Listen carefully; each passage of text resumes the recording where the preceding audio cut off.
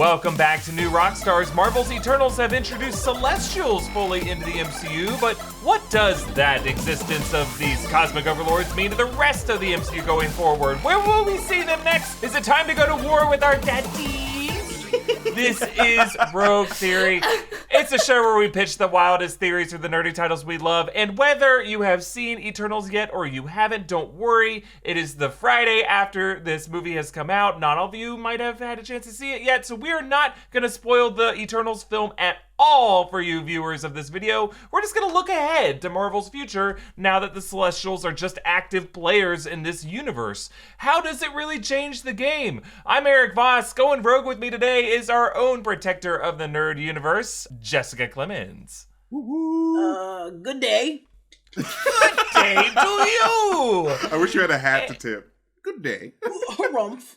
That's the only point of hats, is just so you can tip them. Also, the one making sure humanity keeps moving in the right direction with thoughtful media analysis, it's Whitney Van Laningham. Hi, hello. Hello. Howdy, buckaroos. And finally, the cosmic judge who gives us an upvote or a downvote and make sure this rogue's theory gets to continue on or be disqualified is MT. Yes, I am Erisham the judge. I will judge all humanity when the time comes, so be on my good side, all right? And he's not going to tell you. He's going to do a drop-in judge. He's going to be like, you're guilty. I've got a list, and I'm checking it twice, so better watch out. Oh, Santa Celestial confirmed? We'll find out. Santa Celestial sounds like a nightmare. Oh my God, that'd be terrible. It's just year-round naughty list. Dude. Well, Eternals introduces us to the Celestials, of course, the cosmic armored space gods of Marvel lore. They created Earth, the planets, everything, mankind as we know it. But by this movie's end, not spoiling anything, we're just, as we are anytime a Marvel movie introduces a new facet of the universe, we are left wondering, how many more of these things are there? When will we see these things next? Well, how does it reframe everything we thought we knew? And we're now wondering that about the Celestials. Like, in what MCU title, specifically, will we see them next? We got Thor Love and Thunder in the pipeline, the Marvels, Captain Marvel 2, we got Guardians of the Galaxy Volume 3, Fantastic Four. These are all like the space set titles that are coming to mind right now. But there's also Loki Season 2. We're going to know how the Celestials fit in with the TVA, with Kang.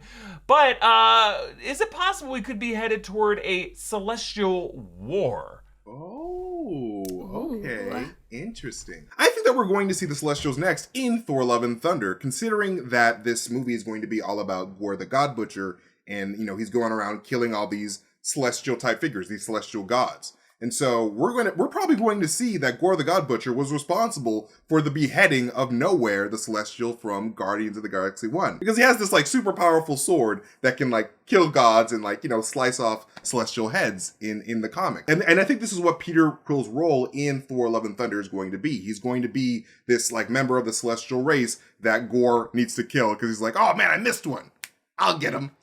So I think that we'll see at least a flashback at the very least of Gore dealing with Celestials. I like that idea a lot, MT. I wonder if an alternate title for Thor Love and Thunder could be something like Kill All Celestials. That's Gore's motive, is he just wants to kill every Celestial in existence, everything that's a directly lineage of the Celestials. And yeah, that includes Peter Quill, right? I think that would be a fascinating, and we might learn something about the Asgardian connection to the Celestials. Right. There's versions of it in the comics, but in the movies they may establish that what makes the Asgardians so godly is that they were another version of Eternals, but not what was in this movie, but instead they were the chosen people of the Celestials or something like that. I don't know, we'll see. But I love that idea a lot, MT. Does anyone else have another idea of when we might see the Celestials again? I'd like to just see the Celestials during Guardians of the Galaxy. Only because we're already entering that just giant world of space and time with Adam Warlock, that this is something that could disrupt enough for the Celestials to come back and just blow up the Sovereign's planet. I think that would be very fun to see, especially when we think that Adam Warlock is going to be on the side of the Guardians and start maybe possibly work with them. He's such a big entity, even when he in the comics worked finding Thanos, I think it shows that this is a big person. We kind of missed it with Ego. We kind of missed it with Thanos. Like, the Celestials could come back and do something about this because they need to talk more about and explore more of the whole Ego situation being destroyed. That's too big for it to go unnoticed. So I think to stay canon, they can just bring the Celestials and Turtles into it. I really do like that idea, Jess, because, like, you know, if you think about the Sovereign as a society, they're all about evolution. And, like, they're purposely, you know, evolving their people to be better. And I think the Celestials will probably be like, hold on a minute. Yeah. That's not what we wanted. Wait a second. Yeah, that's our job. What kind of kick in the nuts would that be to the leader to be like, I've been doing everything right. Like, our people are perfect. And it's like, no. Are they though? I got no. The last person that thought that was not good. Like, we're not going to do that again and blow that planet up. And for Adam Warlock to, like, look from afar and be like, oh, shit. Like, those were my people, technically. I think that's a big deal. I mean, James Gunn was the person who introduced Celestials to the MCU with the first Guardians movie with Eson the Searcher. I'd love to hear more of that backstory and to hear, like, the exact logic of Ego, the living planet, just saying he's a Celestial, but having this human corporeal form on the planet. Like, are there other people who are just walking around on planets, just Celestials deciding to walk the way that, like, I don't know, if you want to see some biblical comparison here, that God took a human form with Jesus, you know, that's kind of what Ego did. I'm sure there are, and that would be fun. That's the thing, is you can explore this and make it so much more, you can make it more grounded, but you can bring in you can incorporate so much if you brought them into Guardians, I think. Because it's like, what if they are walking around the planet just as humans? Or what if they just have an ulterior motive that is just to destroy planets anyways? There's just so many that you can work with. And also, I just love Guardians of the Galaxy, so make it bigger. Make it bigger. Like, I do have this weird theory that the Collector and the Grandmaster are actually secretly Celestials. Celestial variants. Fun. And so, like, I think there is more precedent to that. The Grandmaster being a Celestial is such a useless thing. Because like the Grandmaster dresses like Zirin the Tester, and he tests people's might all the time. So I'm just like, it makes sense. Test and your might. the Collector gathers people like Gammonon the Gatherer. So I'm just like, this is weird. And like, what's his face? Sure. Ego was essentially the gardener from the comics, from the Marvel comics. He dressed like the gardener. So I'm just like, these are all Elders of the Universe, celestial links. I don't know. It's kind of weird to me. Anyway, I'm rambling. Okay. What you got, No, Whitney? I think that would work. That would definitely simplify a lot on the cosmic levels of the tiers in the Marvel Cinematic Universe if you just made Elders the same thing as Celestials. For like, sure. I don't know. It just depends how far Nate Moore and Kevin Feige and Victoria Alonso, Louis D'Esposito, all these people trust fans of the Marvel Cinematic Universe to have these different categories of cosmic beings and be able to keep them all straight in their heads at any given moment. True. Or do they want to just like simplify and streamline it? Just have as Guardians and Eternals, and then above that you got the real gods, and then everything above that is just the real stuff. Our gods, which are Celestials. What do you think, Whitney? Right on, man. So I was wondering when I was doing a little reading up on Celestials before bedtime. I came across a storyline from the comics where, and I probably am not going to say the Celestial's name right because I have no idea how to pronounce this. I have never tried, but it looks like it's spelled progenitor. So like Progenitor. So like progenitor, right? Yeah. Like that sounds okay, cool. So he was a Celestial that Loki told stories of that had gotten infected by the Horde and had come to Earth essentially to die 4 million years ago, and that he had been, like, his body is still, like, buried and decaying within the Earth, and that the fluids that his decaying body started seeping out is one of the factors that caused there to be superheroes on Earth.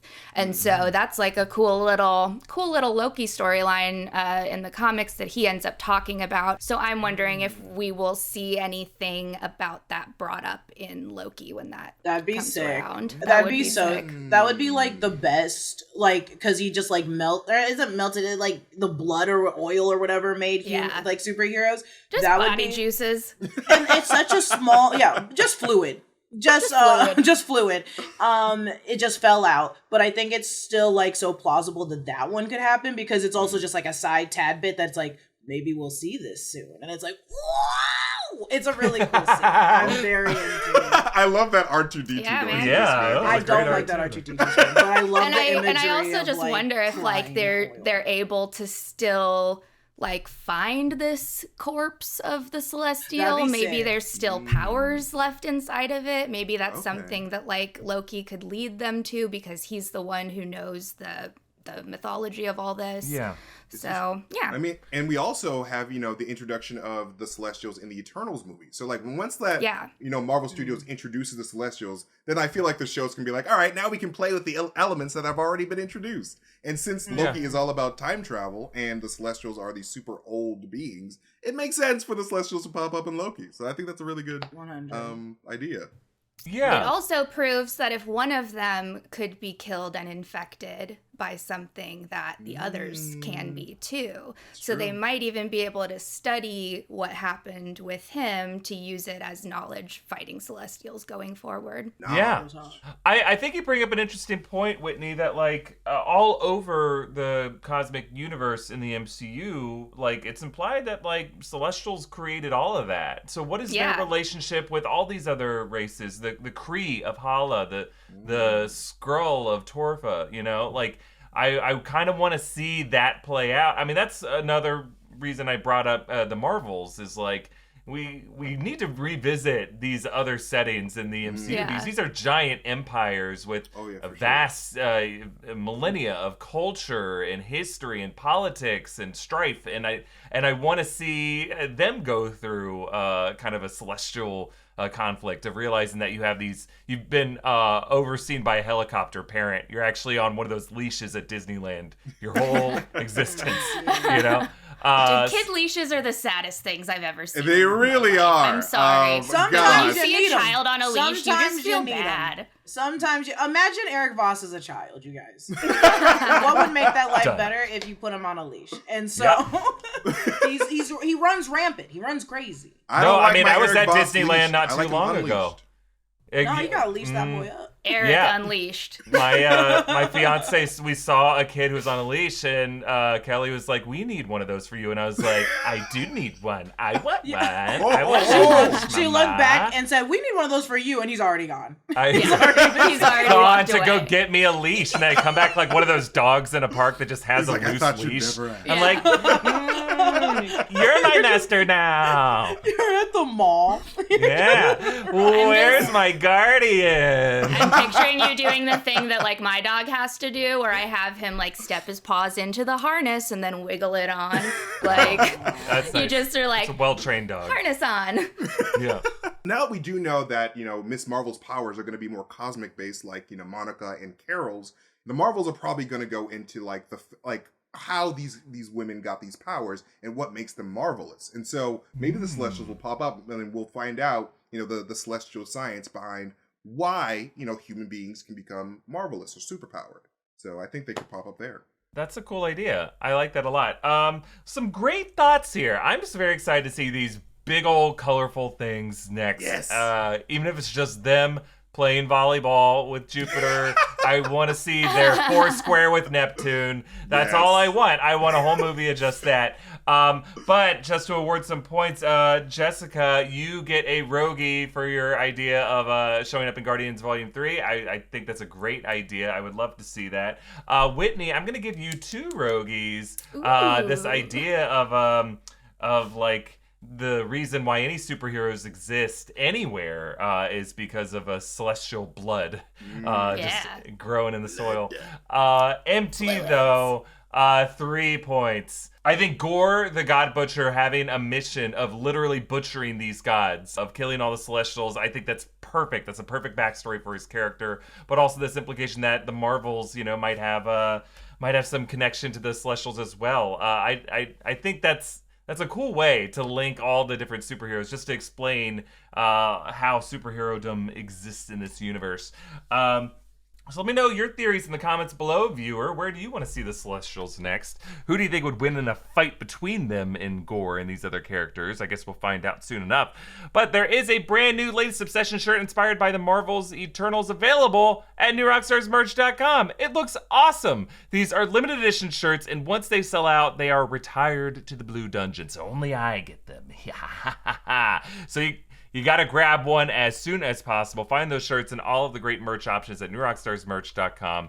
We want to thank Bespoke Post for sponsoring this episode. Bespoke Post has a new seasonal lineup of must-have Box of Awesome collections. Bespoke Post partners with small businesses and emerging brands to bring you the most unique goods every month. In the past, I've gotten some great warm clothes, camping supplies, and cooking gear from Bespoke Post. No matter what you're into, Box of Awesome has you covered. Box of Awesome has collections for every part of your life. They have cool boxes for making coffee while camping, making some killer tacos, even some throwing knives. That's for after the coffee kicks in. To get started, take the quiz at boxofawesome.com. Your answers will help them pick the right Box of Awesome for you. They release new boxes every month across a ton of different categories. It's free to sign up, and you can skip a month or cancel anytime. Each box costs only $45, but has over $70 worth of gear inside. Plus, with each Box of Awesome, you're supporting small businesses. 90% of everything that comes in your Box of Awesome is from a small up-and-coming brand. Get 20% off your first monthly Box of Awesome when you sign up at boxofawesome.com and enter the code ROGUE at checkout. That's boxofawesome.com, code ROGUE for 20% off your first Box of Awesome. Also, I recently got some socks from one of the sponsors of this episode, Stance, and they are both incredibly comfortable and well designed. They feel great, and they're kind of funky in looks, not in smell. They smell great when I put them on. After I've had them on all day, I can't promise that. But Stance was founded in 2009, and Stance Apparel has reinvented socks, t-shirts, and more. They have a sharp focus on comfort, quality, and creativity. Stance brings an atypical aesthetic alongside some of pop culture's hottest collaborators for the ultimate in style and self-expression, because everything you wear should be a direct extension of who you are and how you feel. They do a lot of stylish collaborations with brands you love. They currently have sock collaborations with Batman, Pixar, Star Wars, and a bunch of cool designers and artists. I might need to grab some of their Marvel designs. I know they'll be incredibly comfortable and they look really cool. The Stance philosophy is that a perfect fit is more important than simply fitting in, that those who feel good do good. Go see for yourself. Just head on over to stance.com and pick out whatever styles you like. Enjoy the color and comfort of a life less ordinary with Stance. Also, there's an incredible app everyone who buys gas needs to know about. It's called Get Upside. Our audience can make up to 25 cents for every gallon of gas every time they fill up. Just download the free Get Upside app on the App Store or Google Play right now. Use promo code ROGUE and get a bonus 25 cents per gallon on your first fill up. That's up to 50 cents cash back.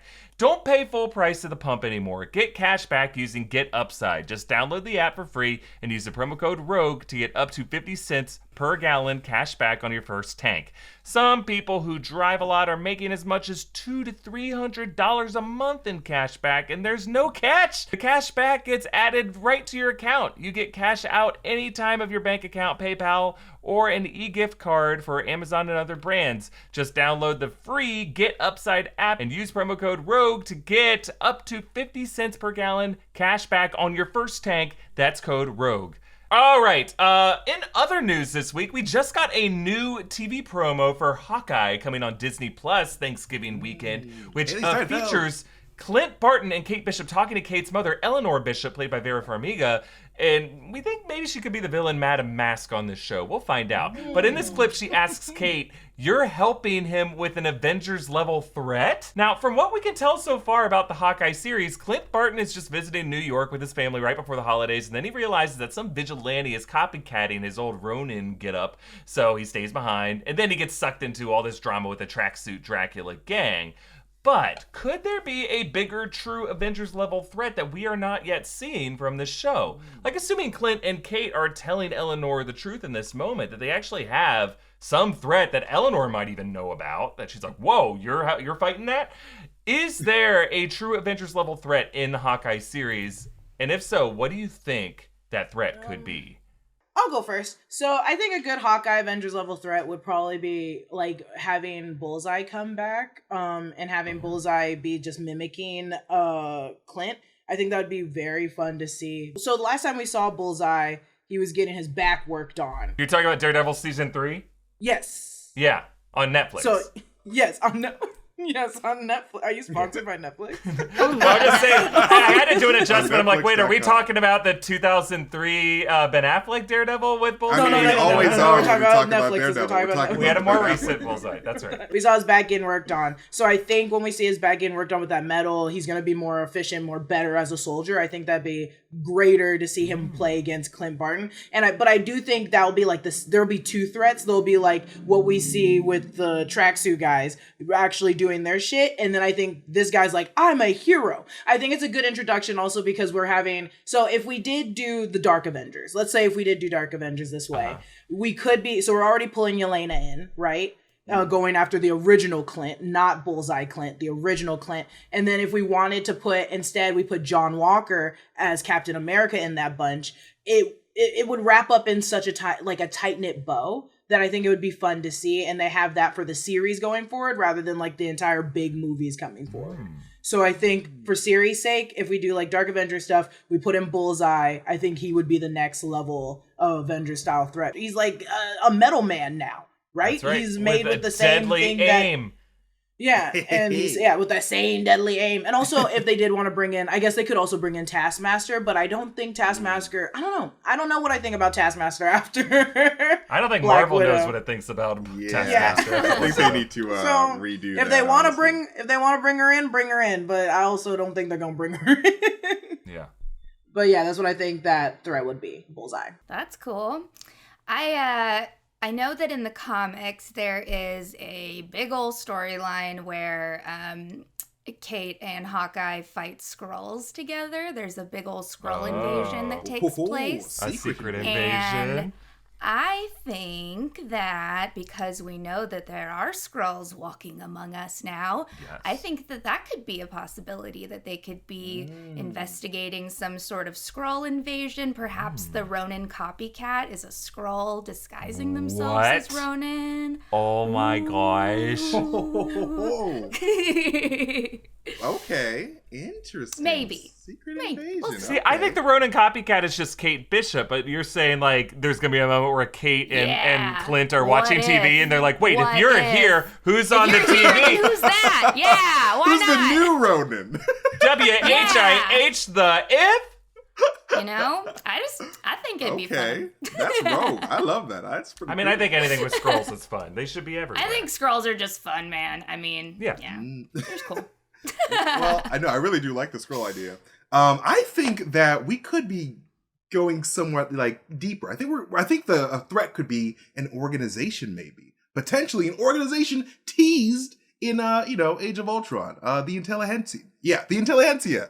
Of the Marvel comics. I always mix up the Intelligentsia and the Illuminati. It is the Intelligentsia, not the Intelligentsia? I've been saying I don't know. I've never That's because of the Intelligentsia coffee shop in Silver Lake. That's why. I mean, that is why. I have a record of mispronouncing things, so, I do too. Oh, I do too.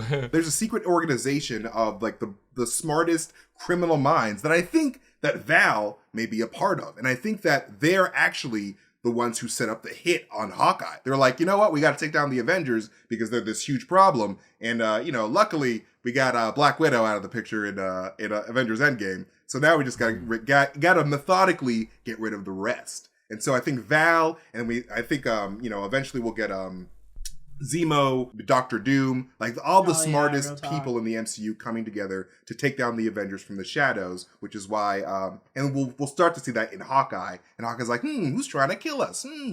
So I think that's the secret threat there. But that's just me being extra rogue.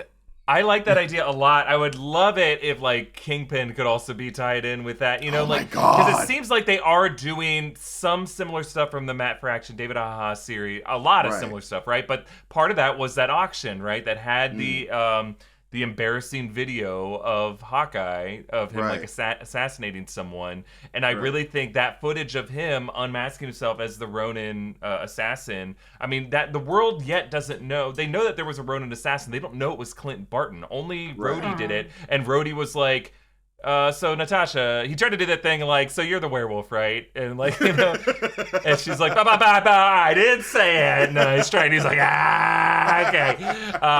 But like, I think, like intelligence organizations kind of knew, but it wasn't publicly known. And I think Clint is worried about that getting out. And I think that's kind of what maybe, you're right, MT, maybe this group could be part of exposing that, working with Val. You know, I think that's why Val had...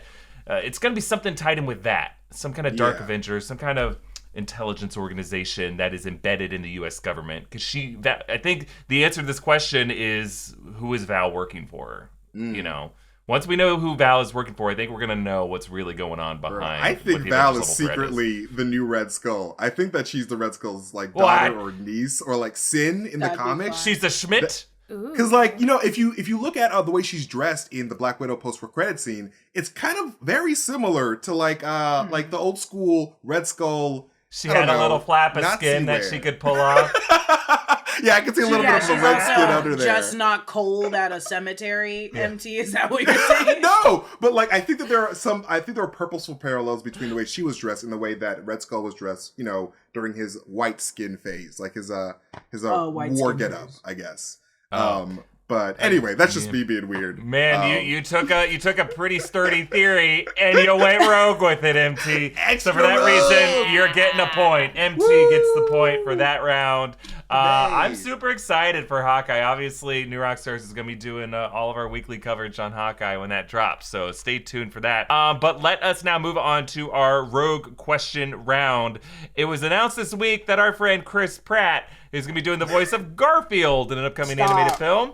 Internet lost their minds because this comes on the heels of the announcement that he's also going to be voicing Mario in a movie. So I want you guys to pitch me the next beloved animated character that people are going to hate even more to learn that Chris Pratt is voicing that one too.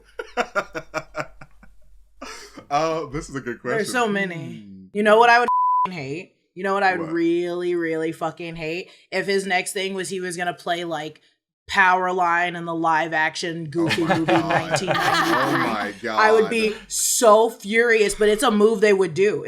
They would absolutely be like, let's make him the coolest character we can think of in the Disney franchise in Powerline. And it's like, first off, that's a black guy.